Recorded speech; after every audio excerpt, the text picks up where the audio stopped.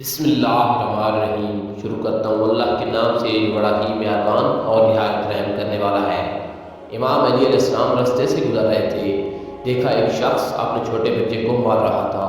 جیسے ہی امام علی علیہ السلام نے دیکھا، آپ اس شخص کے قریب گئے اور فرمانے لگے، اے بندہ خدا، میں نے اللہ کے رسول صلی اللہ علیہ وآلہ وسلم سے سنا کہ 4 ماہ سے چھوٹے بچے کا رونا اللہ تعالیٰ کے وجود اور وحدانیت کی گواہی دیتا ہے۔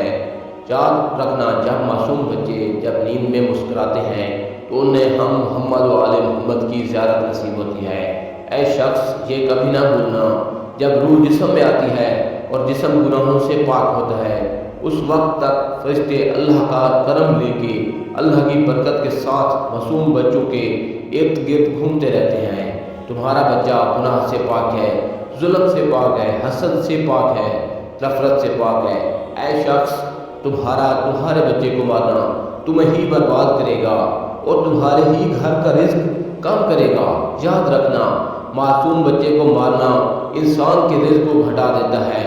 تو وہ کہنے لگا، یا علی علیہ السلام، میرا چھوٹا سا بچہ مجھے تنگ کرتا ہے، میں کیا کروں؟ امام علی علیہ السلام نے فرمایا، جب تمہارا بچہ تمہیں ستانے لگے، اس کے سر پہ ہاتھ رکھ کے محمد و آل محمد پر درود بھیجا کرو، اور جب تمہارا بچہ سو جائے تب بھی اس کے سر پہ ہاتھ رکھ کے اللہ کے رسول حضرت محمد صلی اللہ علیہ وآلہ وسلم اور ان کی آل پر درود بھیجا کرو۔